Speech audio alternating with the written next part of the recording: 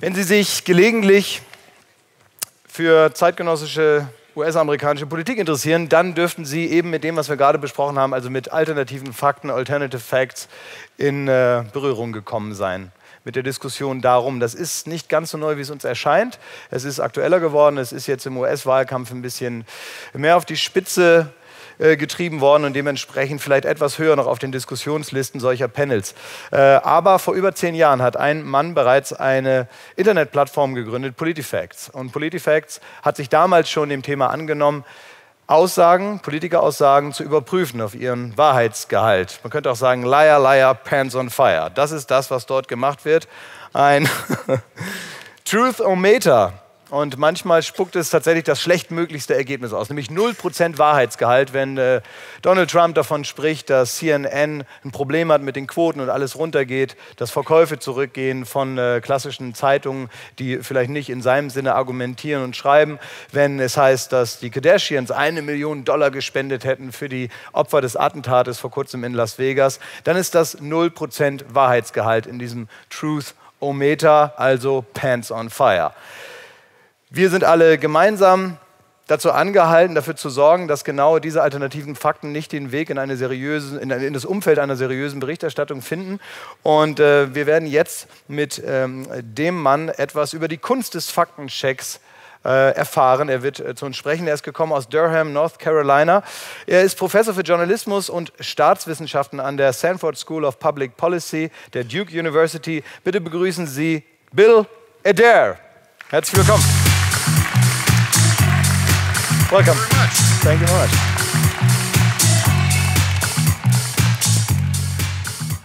All right, well, let's talk about facts instead of alternative facts. I am Bill Adair. I'm a professor at Duke University, and as Klaus indicated, I am the creator of PolitiFact. So today, I'm going to talk a little bit about the rise of fact-checking.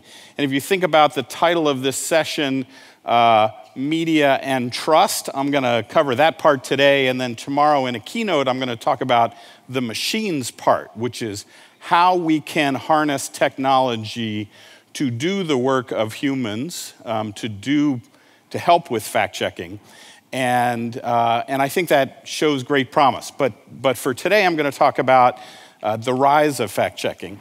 So, lots of talk around the world about whether our falsehoods are outpacing the truth. This was the cover of Time magazine back in March, and raising the question, is truth dead? And it's really the paradox of our time, isn't it? That we have more information than ever, but it is easier than ever to spread misinformation.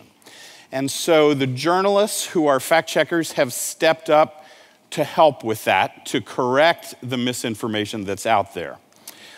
So let's remember how we got here. So back in the analog age, in the age of the true news media, when there was a media that was something of a filter, we had people like Walter Cronkite, the famous anchor man for CBS in the United States, and there were anchors who were the filters, and they decided what you got to find out about every evening, and there were only a few of them. There were 3 major networks in the United States, and there were just a few wire services and major newspapers.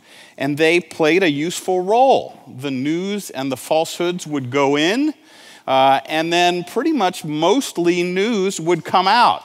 And so the media played a useful role in filtering out the crazy stuff. Now, we all know, there were crazy theories back then. We all had a crazy Uncle Bob who would tell us wild theories about things. But crazy Uncle Bob couldn't spread his opinions, his theories, so far as he can today in the digital age. So today, there are fewer filters, and particularly politicians, and this has been my focus, politicians and political groups can bypass news organizations easier than ever. And the partisan media becomes a megaphone for false messages. So think about what we have in the United States. We have a president who not only uses falsehoods, but uses them repeatedly. After the fact checkers have called him out, he will say things over and over again. And this is just a unique situation that we haven't seen at this scale in the United States, or probably in most countries. Here I just picked a couple of comments he made where he insisted throughout the campaign that he had been an early opponent of the Iraq War, which was just not true. And he said it over and over again.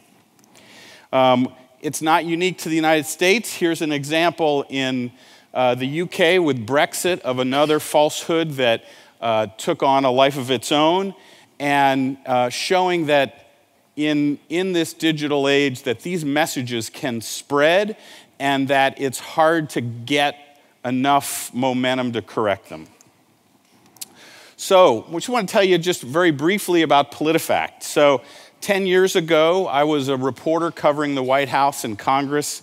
You know how the legend of a great business is, of course, the idea always starts on a cocktail napkin. You know, you're in a bar and somebody sketches the idea for the cocktail napkin. There was no cocktail napkin. I sketched it appropriately on a Microsoft Word document using the Microsoft Word drawing tools, which were not very good. And I emailed them to my editors. And then I did a presentation to a small group of editors with this poster that is just, I knew nothing about building a website, but I knew a little bit about journalism. And so I sketched out what PolitiFact would look like there. Each arrow drawn with a Sharpie is supposed to represent a new web page. So PolitiFact has now been around 10 years. We have fact-checked more than 13,000 claims by politicians in the United States. We also have spread to many states. So we have PolitiFact in states like North Carolina and California and New York, where we put the truth-o-meter to politicians. Now, let me tell you about the truth-o-meter. Klaus mentioned Pants on Fire, which is our lowest rating. Fact-checking had been around when we started PolitiFact. It really started in the early 1990s as a result of a columnist of the Washington Post named David Broder. And David Broder said that organizations that cover the news should start fact-checking political campaign commercials. So that started in the 90s, but it sort of petered out. And what happened was journalists got too cautious about giving both sides of a story. That sounds kind of funny, but in fact-checking, good fact-checking is objective journalism that reaches a conclusion. So it's a new form of journalism in that way. It is reported conclusion journalism. So it's not opinion, it's not news, it is reported conclusion journalism. So fact-checking had been around, but when I got the idea in 2007, the idea was to summarize fact-checking in a simple way, using a rating system. So I came up with the idea of the truth-o-meter, 6 ratings from true to false, plus the extra rating, Pants on Fire. We use Pants on Fire for claims that are not just false, but are ridiculously false. One of the keys to PolitiFact's success is its simplicity. People can look at this and know exactly what we're doing. Donald Trump said those words and earned a false rating. That simplicity is key. There had been fact-checking before, but it was long, and it was basically just a headline and text. And what I thought we could do that was different is that we could summarize our in-depth journalism with a rating. There is still lots of research that goes behind every truth-o-meter item, but it is summarized in one truth-o-meter rating. That also allows us the opportunity to keep score. So because PolitiFact is structured journalism, it automatically tallies a report card for every person who is fact-checked. And so you can look at anyone's report card and see how they're doing. This was Donald Trump's last week. And as you can see, nearly half of all of the fact checks on Donald Trump have been rated false or pants on fire. Now, it's important to note, we are not social scientists, we are journalists.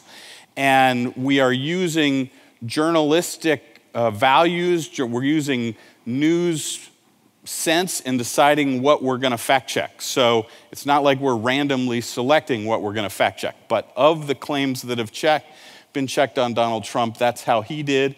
Just for comparison, here's Hillary Clinton's file. And you can see it's sort of just the opposite, that about half of her claims have been rated true or mostly true. So what's happened? Around the world, there is lots more fact-checking. Since PolitiFact started in 2007, a lot of other organizations have said, hey, we should do that in our country. And so we now have 129 fact-checking sites around the world, including here in Germany, we have Corrective.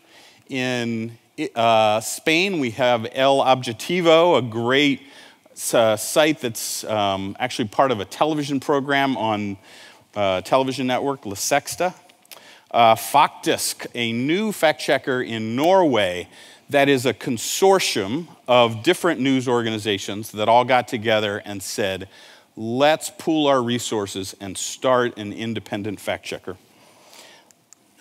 And in Italy, a great fact checker, Pagella Politica. So this is happening all over the world. Maybe the one I'm proudest of is this one, Factname. This is in Iran. Think about this, fact checking in Iran. These are journalists, they have to work from Canada because of course they can't work in Iran, but they are taking statements by Iranian officials, researching them, and saying how true they are. So this is a really powerful global movement.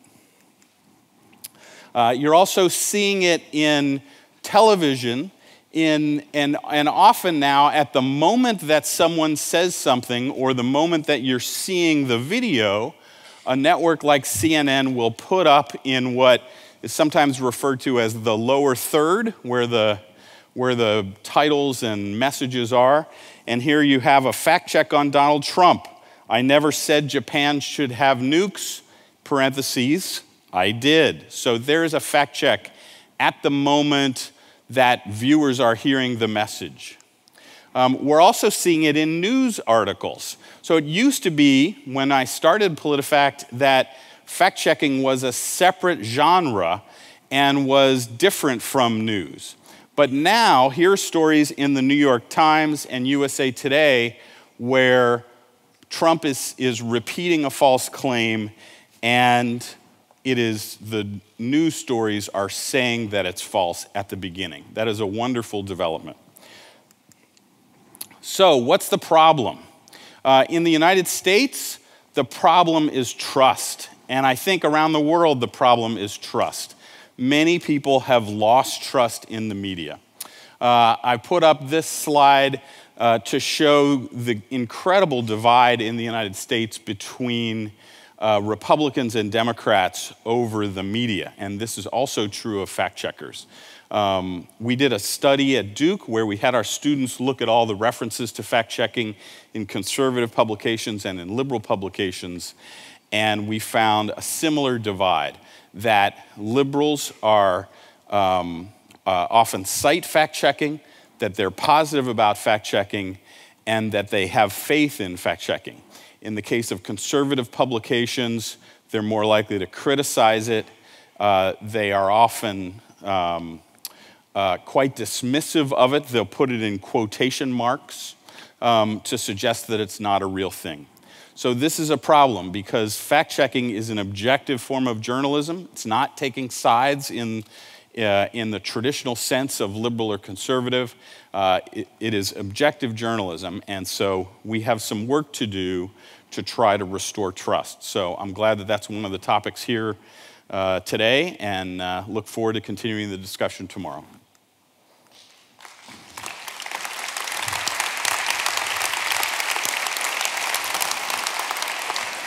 Thank you very much. Thank you. Bill Adair. Vielen, vielen Dank für diesen dann doch sehr interessanten Beitrag, in dem man mal die Entwicklung sehen konnte, die eben weit vorher angefangen hat, als wir sie vielleicht wahrnehmen und wir jetzt dafür verantwortlich sind, dass sie vielleicht früher aufhört, als wir annehmen.